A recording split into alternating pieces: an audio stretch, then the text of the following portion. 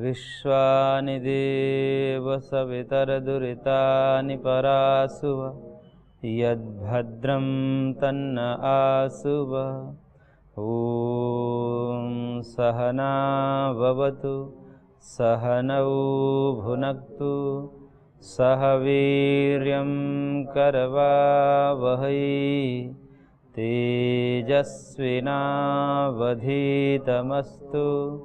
मा विद्विषावहै। ॐ कृष्णाय वासुदेवाय हरये परमात्मने प्रणतः क्लेशनाशाय गोविन्दाय नमो नमः। ओम श्री परमात्मा नमः। श्रीमद्भगवद्गीतामृतम राजविद्या राजगुह्य योग नामक 9वें अध्याय पर हम चर्चा कर रहे थे, जिसमें भगवान ने विभिन्न प्रकार के जो उपासक होते हैं, कोई भक्त होते हैं, कोई ज्ञानी होते हैं, तो ज्ञानियों में भी 2 प्रकार के होते हैं। एक अपने को ब्रह्म मान करके अभेद दृष्टिकोण वाले, ब्रह्म और जीव में भेद नहीं है, इस प्रकार की मान्यता को रख करके, इस भावना से भावित होकर के उपासना करते हैं। और दूसरा जो उपासक हैं वह विराट पुरुष की उपासना करते हैं, अर्थात यह पूरा जो जगत है वह भगवान का ही दिव्य शरीर है, ऐसी परिकल्पना करके, ऐसी भावना को रख करके वह उपासना करते हैं। और उसकी सार्थकता बताते हुए भगवान ने कहा, क्योंकि जो विराट पुरुष की उपासना करता है, उस विराट पुरुष में भी कोई एक एक अंग को लेकर उपासना करता है। कोई सूर्य की उपासना करता है, कोई प्राण की उपासना करता है, कोई मन की उपासना करता है। इस प्रकार से भिन्न भिन्न अंगों की भी उपासना करते हैं। हालांकि उपनिषद में, ब्रह्म सूत्रों में इसकी चर्चा आती है, अंग की उपासना की अपेक्षा अंग की उपासना श्रेष्ठ है, परंतु उस अंग को भी अंगी का ही अंग मान करके उपासना करने में कोई हानि नहीं है, क्योंकि समस्त जगह भगवान ही व्याप्त है। इसलिए भगवान ने कहा कि ये मैं ही सब कुछ हूँ, अहम क्रतुरहम यज्ञः स्वधा अहम औषधम मंत्रोहम एव आज्यम अहम अग्निरहम हुतम। मैं ही सभी प्रकार के याग हूँ, चाहे वह श्रौत याग हो या स्मार्त याग हो, सभी प्रकार के अन्न मैं ही हूँ, मैं ही मंत्र हूँ, मैं ही घृत हूँ, मैं ही अग्नि हूँ, और उसमें किया जाने वाले क्रिया भी मैं ही हूँ, या उस क्रिया का जो साधन है, साधन श्रुवा आदि, वो भी मैं ही हूँ। इसी बात को पूर्व में भी भगवान ने ब्रह्मार्पणम ब्रह्म हविर ब्रह्माग्नौ ब्रह्मणाहुतम ब्रह्मैव तेन गंतव्यम ब्रह्म कर्म समाधिना, इस श्लोक में भी पूर्व में कह दिया है कि मैं ही सब कुछ हूँ। कहने का तात्पर्य है कि वह विराट पुरुष की उपासना करने वाला व्यक्ति सब जगह मेरे को ही देखता है, मुझ में सब जगत को और सब जगत में मुझको देखता है। इस प्रकार के भावना की सार्थकता को दिखाते हुए भगवान ने कहा कि क्यों न ये यथार्थ ही है, ये सत्य ही है, चाहे कोई किसी को किसी रूप में पकड़े मेरे को, तो मैं ही हूँ। और आगे भगवान ने कहा, पिता हमस्य जगतो माता धाता पितामह वेद्यम पवित्र ओंकार और इक्साम यजुरेव च। मैं पिता हूँ, मुझको पितृभाव से कोई भजन करे, उपासना करे, तो मैं उस रूप में प्राप्त होता हूँ, उसी रूप में उनका कल्याण करता हूँ। कोई माता के रूप में मेरी उपासना करे, मैं माता भी हूँ, तो उस रूप में भी मेरे को उपासना कर सकता है, मैं उस रूप में उसको प्राप्त हो जाऊंगा। मैं पितामह हूँ, सबके दादा हूँ, उस रूप में कोई उपासना करना चाहे वो मैं ही हूँ। पितामह ब्रह्मा जी, पितामह ब्रह्मा को बोलते हैं। और जानने योग्य एकमात्र मैं ही हूँ, क्योंकि मेरे को ही जानने से समस्त प्रकार के दुखों की निवृत्ति हो सकती है। और जितने वेद हैं, वेद के माध्यम से कोई मेरी उपासना करता है, वेद पाठी हो करके, तो वेद भी मैं ही हूँ। तो इस प्रकार से सारे वेद मैं ही हूँ। और यही नहीं, आगे भगवान ने कहा, गतिर्भ्रता प्रभु साक्षी निवास शरणम सुहृत प्रभव प्रलय स्थानम निधानम बीजम अव्ययम। श्लोक संख्या 18।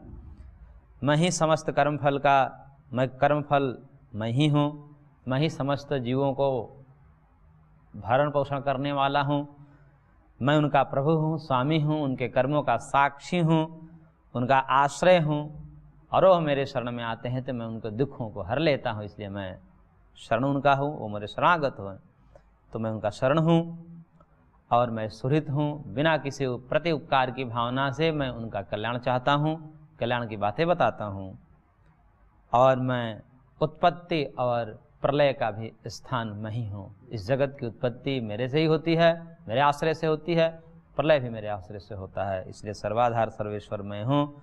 मैं ही इन समस्त कर्म फलों के भोग के रूप में जितने सुख दुख हैं उनका निधान, उनका खजाना धाम मैं ही हूँ। मैं हूँ इस जगत का बीज हूँ, आदि कारण हूँ, अव्यय हूँ, अविनाशी हूँ। इस प्रकार से भगवान ने कहा। और भी इस बात को आगे बढ़ाते हुए भगवान कह रहे हैं श्लोक संख्या 19 में, तपाम्यहमहं वर्षं निगृह्णामि उत्सृजामि च अमृतं चैव मृत्युश्च सदसच्चा अहम अर्जुन। कह रहे हैं भगवान कि हम तपामि वर्षम निर्गृह्णामि, मैं वर्षा के निमित्त जो जल है उस जल को तपामि, तपाता हूँ, सूर्य के माध्यम से, सूर्य के किरणों के माध्यम से मैं जल को क्या करता हूँ, तपाता हूँ। ग्रीष्म ऋतु में, गर्मी के दिनों में मैं सूर्य रश्मियों के द्वारा, मानो सूर्य भी मैं ही हूँ, आगे भगवान कहेंगे सूर्य भी मैं ही हूँ, तो उन सूर्य रश्मियों के द्वारा ग्रीष्म ऋतु में मैं जल को तपाता हूँ, और तपा कर क्या करता हूँ, निगृह्णामि, उसको मैं आकर्षित करता हूँ। क्योंकि गर्मी के दिनों में सारे नदी, तालाब, पोखर इत्यादि के जल सूखने लगते हैं, वो कहाँ जाते हैं, तो भगवान कहते हैं कि उसको मैं आकर्षित कर लेता हूँ, अपने गर्भ में धारण कर लेता हूँ, अंतरिक्ष में उसको धारण करता हूँ, और फिर समय आने पर वर्षा ऋतु में उत्सृजामि, मैं बारिश करता हूँ, उसको छोड़ देता हूँ।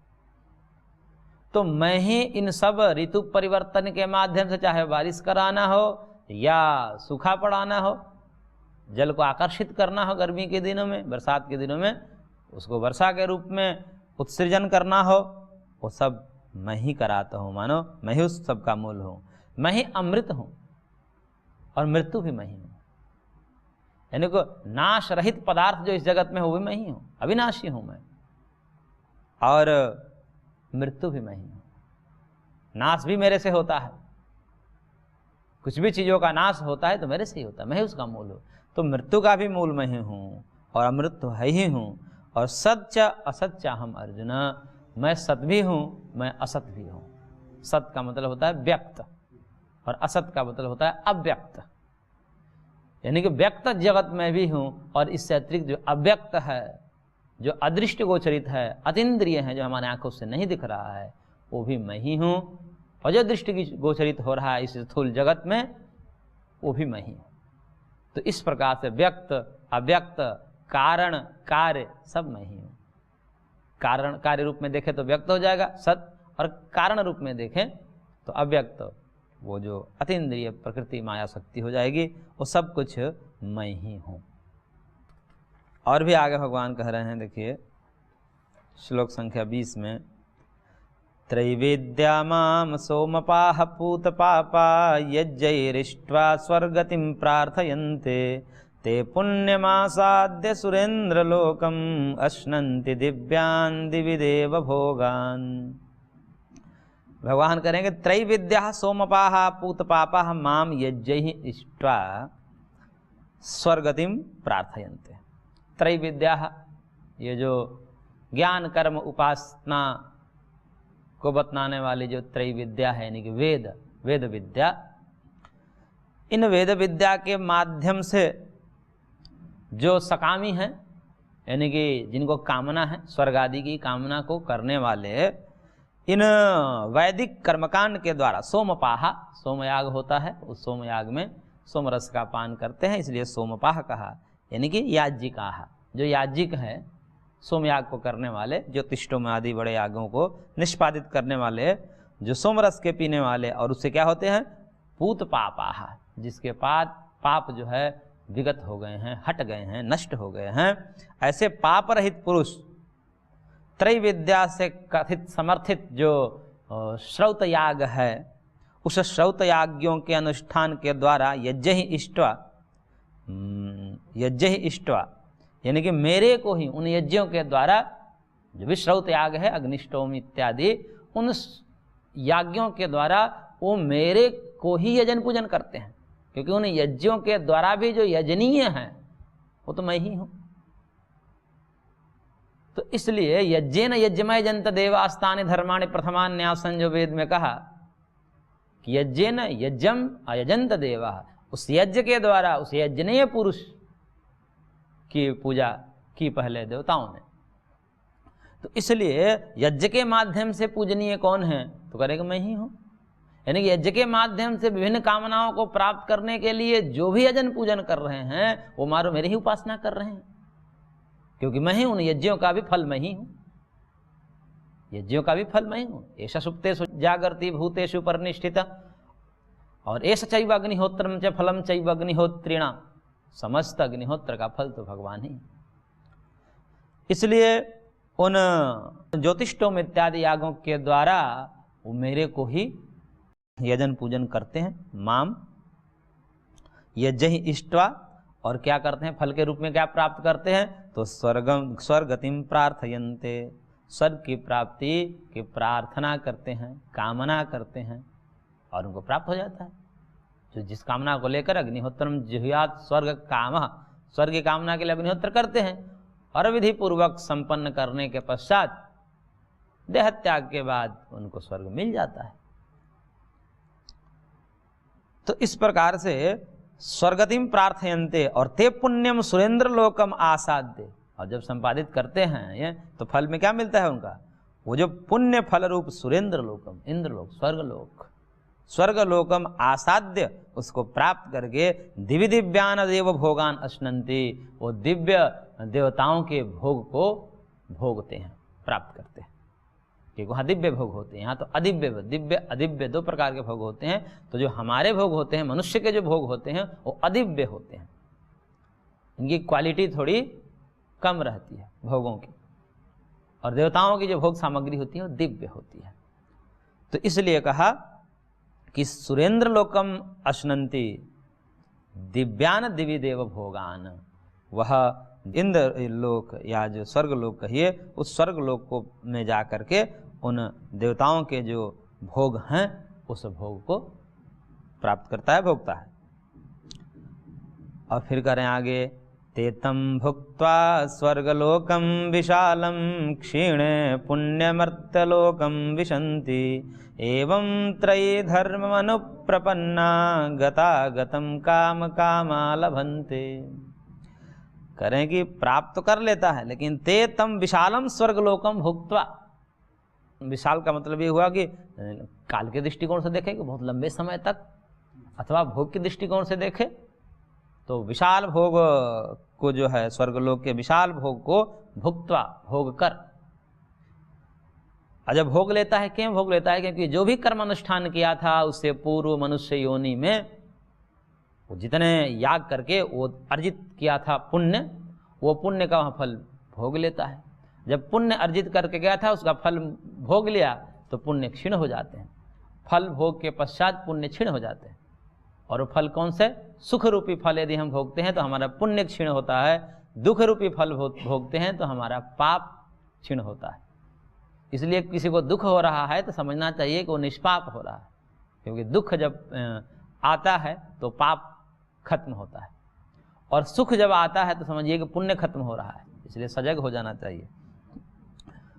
तो इस प्रकार से उस विशाल स्वर्गलोक के भोग को भोग करके पुण्य के क्षीण हो जाने पर मर्त्यलोकम विशन्ति, पुनः मृत्यलोक में आ जाता है। और यहाँ मृत्यलोक में कैसे आता है इसका पूरा वर्णन उपनिषद में किया गया है कि जब स्वर्ग से जीव गिरता है तो पंचाग्नि के माध्यम से 5 आहुति पड़ती है, किस किस प्रकार से वो पूरा बताया गया है। अब वहाँ से स्वर्ग से गिरने वाला सुकर कुकर में भी चला जाता है यदि उसके पूर्व कर्म में से हो तो, यानी कि देवता बन गया और वहाँ पुण्य क्षीण हो गया तो उस देव योनि का भी परित्याग करके अब उससे पूर्व जो कर्म था, अब कैसा कर्म था भगवान जाने, और यदि वह कर्म कुत्सित कर्म हो गया तो फिर तिर्यक योनि में भी चला जाता है, पशु पक्षी में, पशु कीट पतंग में भी चला जाता है, उससे गिरने के बाद मनुष्य में भी आ जाता है। तो कोई नियम नहीं है। इसलिए स्वर्ग आदि की कामना वाले भी जो है स्वर्ग के दिव्य उपभोग को भोग करके फिर आना यही पड़ता है। तो फिर यहीं आएंगे तो फिर यहाँ दुख होगा, फिर वहीं करेंगे अनुष्ठान। तो बार बार करते रहना, बार बार दुख को भोगते रहना, दुख सागर में तो आना ही पड़ता है। तो इसलिए कहते हैं कि पुण्य क्षिणे मर्त्यलोकम विशन्ति एवं त्रैधर्मम अनुप्रपन्नाः काम कामाः गतागतम लभन्ते। इस प्रकार से यह वेदोक्त जो सकाम कर्म है, वेदोक्त जो सकाम कर्म है, वेद का आश्रय लेने वाला जो याग आदि है, उन याग आदि के आश्रय को लेकर के और जो ऐसा करते हैं तो वह गतागतम लभन्ते। गतागतम मतलब आवागमन को प्राप्त होते हैं, जाते हैं आते हैं, जाते हैं आते हैं, ये सिलसिला चलता रहता है। यदि भगवान की भक्ति ना करें और कर्म के माध्यम से, केवल कर्म के माध्यम से वो करें तो आवागमन चलता रहता है। इसलिए कुछ भी कर्म करें, चाहे स्वार्थपूर्वक पुण्य कर्म ही क्यों न करें, वह पुण्य कर्म भी आवागमन को ही प्राप्त कराता है, जन्म मृत्यु को ही जारी रखता है। पुण्य कर्म से भी मुक्ति नहीं होगी, मुक्ति तो ज्ञान से ही होती है, भगवत साक्षात्कार से ही होता है, भगवत प्राप्ति से ही मुक्ति संभव है। और जब मुक्ति हो जाती है, भगवत प्राप्ति हो जाती है, जब ज्ञान हो जाता है तो ज्ञान सारे कर्म को नष्ट कर देता है। पुण्य पाप विधूय निरंजन परमम साम्यम उपैति, जो उपनिषद में कहा कि पुण्य पाप को नष्ट करके निरंजन हो जाता है और फिर परम साम्यम उपैति, वह भगवत प्राप्ति कर लेता है, परम साम्य मोक्ष को, परम शांति मोक्ष को प्राप्त कर लेता है। तो इस प्रकार से पुण्य भी बंधन है, लेकिन पाप की अपेक्षा से तो अपेक्षाकृत कम बंधन है। कालांतर में दुख देने वाला इस कारण से बंधन में कह सकते हैं, परंतु पुण्य कर्म भी यदि निष्काम भाव से किया जाए तो वह भगवत प्राप्ति में सहयोगी हो जाता है। तो इस प्रकार से जितने भी कर्मकांड है, जितने भी पूजा पाठ हैं, पूजा पद्धतियां हैं, वह सब दिव्याति दिव्य भोगों को प्राप्त करके अंततः पुनः लौटा ही देता है, आवागमन को ही जारी रखता है, जन्म मृत्यु इसको जारी रखता है। तो फिर क्या करे? अब इससे वैराग्य होकर के कोई एक व्यक्ति, अब इसके लिए तो लाखों करोड़ों रुपया खर्च करेगा, तब कोई ज्योतिषोम और अश्वमेध आदि यागों को निष्पादित करेगा। उसके विधि विधान इतने हैं, इतने नियम कानून हैं, पहले उसके अधिकारी हों, अधिकारी होने के बाद भी जो है उतने रुपए पैसे हैं, उसमें खिलाना पिलाना क्या क्या ताम झाम करना पड़ता है कितने लोगों को। अब कोई सामान्य व्यक्ति है, उतना सामर्थ्य ही नहीं है कि वो कर सकता है, न योग्यता है, न अधिकार है, परंतु वो केवल भगवान का भजन करता है, राम राम करता है, भगवान के नाम लेता है और उसको कुछ आता जाता नहीं। लेकिन प्रेम पूर्वक भगवान के नाम लेता है और भगवान की भक्ति करता है, स्मरण करता है, उसमें लगा रहता है, फिर उसका क्या होगा? क्योंकि कर्म से तो दिव्याति दिव्य भोग मिलेंगे, और जो इस प्रकार से कर्म न करे, कर्मकांड न कर पाए, उसका क्या होगा? ऐसे जो भगवान के भक्त है कि जिनका चित्त निरंतर ही उनमें रमा रहता है, उनको छोड़ करके उनको कुछ अच्छा ही नहीं लगता, भगवान को छोड़ करके उनको कुछ अच्छा ही नहीं लगता। यहाँ तक कि उनके अपने घर परिवार के भी काम बाधित हो जाते हैं। इस भाव चेतना में रहते हैं, नित्य भगवान की स्मृति उनको लगी रहती है और उनके जो हैं लौकिक कार्य भी बाधित होने लगते हैं। इस कोटि के जो भगवत भक्त होते हैं उनका क्या होगा? उन्होंने तो कर्म ही नहीं किया, तो उनका क्या होगा? और कर्म न कर रहे हैं, खाली भक्ति में लगे हुए हैं और सब कुछ छोड़ दिए हैं भगवान पर, जो भी होगा सब भगवान देखेंगे, और निरंतर भक्ति में लगे हुए हैं। ऐसे व्यक्तियों के लिए कह रहे हैं भगवान 22 नंबर श्लोक में, अनन्यास चिंतयन्तो माम ये जनाः पर्युपासते तेषां नित्यभियुक्तानां योगक्षेमं वहाम्यहम्। बहुत बढ़िया श्लोक है, प्रसिद्ध श्लोक है। कहा कि ये अनन्याः जनाः माम चिंतयन्तः, जो अनन्य भाव से, नान्यः अनन्यः, जिनका और कोई अन्य नहीं है, अन्य कुछ भी उनको अच्छा नहीं लगता भगवान का अतिरिक्त। और इस प्रकार समाहित चित्त से भगवान का ही जो स्मरण करते हैं, जिनका चित्त भगवान में ही रमण कर रहा है। लोक में रहते हुए, संसार में रहते हुए भी संसार उनको अच्छा नहीं लगता। लोक व्यवहार के लिए सब व्यवहार कर देते हैं, परंतु उनको अच्छा नहीं लगता। भगवान की स्मृति उनके बराबर बनी रहती है। इस प्रकार से अनन्य जो प्रेमी हैं, माम चिंतयंतः, मेरे को चिंतन करता हुआ, मेरे का निरंतर चिंतन कर और परि उपासते, मेरा भजन करता है, मेरी उपासना करता है, तो तेषाम नित्य अभियुक्तानाम, ऐसे नित्य निरंतर मेरा चिंतन करने वाले पुरुष को भगवान कहते हैं योगक्षेमम वहाम्यहम्, मैं उसके योगक्षेम का वहन करता हूँ। योग अर्थात जो प्राप्त नहीं है उसकी प्राप्ति का नाम योग है, और जो प्राप्त है उसके रक्षण का नाम क्षेम है। तो जो उसे अप्राप्त है उसको मैं प्राप्त करा देता हूँ, और जो प्राप्त है उसकी रक्षा भी कर देता हूँ। दोनों है। एक तो है कि प्राप्त हो जाए, लेकिन प्राप्त होकर के फिर चला जाए ऐसा कोई नहीं चाहता। धन आदि प्राप्त हो जाए और फिर चला जाए, नष्ट होगा, ऐसा कोई नहीं चाहता। धन आए और स्थिर हो जाए, रहे, यही कामना होती है। तो भगवान कहते हैं कि ऐसे जो अनन्य प्रेमी हैं, मेरे अनन्य भक्त हैं, जिनका चित्त निरंतर मेरे में लगा रहता है, ऐसे भक्त की मैं स्वयं वहन करता हूँ, जो सब कुछ छोड़ रखा है मेरे ऊपर। ऐसे होते हैं कि उनको जो है क्या भविष्य की योजनाएं कुछ समझ में नहीं आती, बोलते कि मैं करता जा रहा हूँ, भगवान जो कराएंगे करेंगे, कर रहे हैं, जो फल मिलेगा हमको पता नहीं, अपना किए जा रहे हैं, किए जा रहे हैं, सब कुछ भगवान पर छोड़ चुके हैं, अपना कोई दिमाग ही नहीं लगाते क्या होगा। नहीं तो इसी चिंता में लोग मर जाते हैं, भविष्य की चिंता, क्या होगा भविष्य में हमारा, और उसी उलझन में जो है वह नाना प्रकार के मानसिक व्याधियों से ग्रस्त हो जाते हैं। लेकिन ऐसे जो भक्त हैं, जो सब कुछ भगवान पे छोड़ चुका है और कर्म कर रहा है, जो भी उनको कर्म सामने आ रहा है उस कर्म का निष्पादन करते हुए और सब भगवान के ऊपर छोड़ रखा है। अब वो कुछ अपने विषय में सोच ही नहीं रहे। बोले कि हम सोचना है तो सोचेंगे भगवान को, अपने विषय में हमें क्या सोचना है। भगवान को यदि कुछ करना हो, जितना हमको प्राप्त करना हो तो भगवान प्राप्त ही करा देंगे। इस भाव चेतना में वो जी रहा है।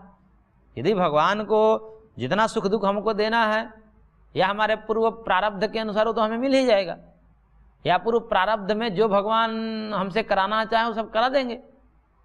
लौकिक दृष्टिकोण से, जगत की सेवा के दृष्टिकोण से जो हमारे द्वारा भगवान को कराना होगा तो करा देंगे, उसकी भी हमें चिंता नहीं करनी है। और जो हमें सुख दुख मिलना है वो भी मिल ही जाएगा, उसकी भी हमें चिंता नहीं करनी है। तो किसकी चिंता करनी है?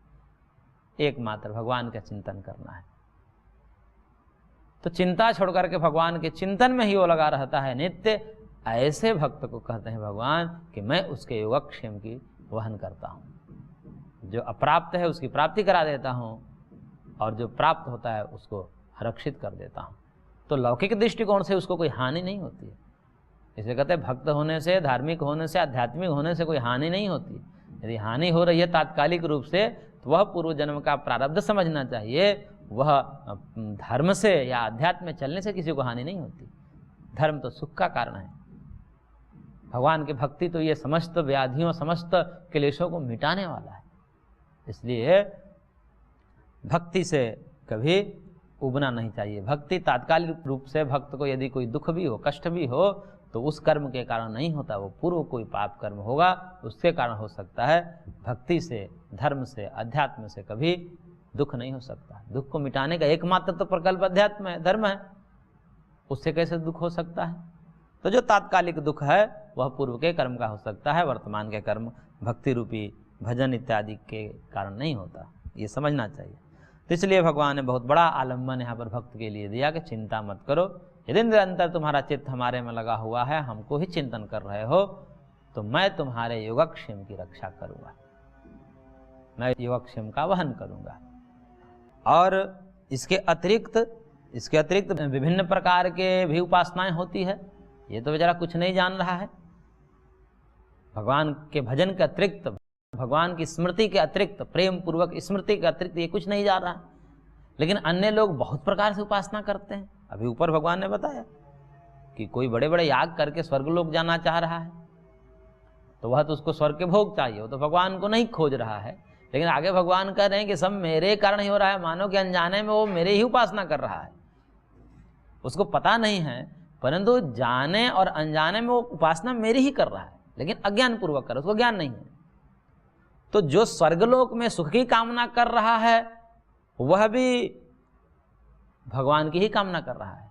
अब पता नहीं है उसका, सीधा सीधा पता नहीं है। इसलिए कहते हैं कि इस जगत में कोई ऐसा व्यक्ति नहीं है जो भगवान को न चाहता हो, भगवान का जो भक्त न हो, ऐसा कोई इस जगत में व्यक्ति नहीं है। व्यक्ति की तो बात छोड़ दीजिए, मनुष्य की तो बात छोड़ दीजिए आप, कोई प्राणी ऐसा जगत में नहीं है जो भगवान को न चाहता हो। क्योंकि भगवान का स्वरूप क्या बताया है शास्त्रों ने? भगवान सुख स्वरूप है, भगवान आनंद स्वरूप है, भगवान आनंद है, और आनंद को कौन नहीं चाहता? को हिवान्यात कह प्राण्याद यदेश आकाशानंदो न स्यात्। तैत्तिरीय उपनिषद की श्रुति कहती है कि इस जगत में कौन ये श्वास प्रश्वास भी ले सकता है कुछ क्षण के लिए भी, यदि वो आनंद स्वरूप परमात्मा न होते तो। क्योंकि जीव प्राण ही धारण किया हो आनंद के लिए, सुख के लिए, या तो सुख मिल रहा है या सुख की कामना में शरीर धारण किया हो। अभी चलो दुख है, लेकिन इस आस में उस दुख को भी झेल लेता है कि आगे सुख होगा।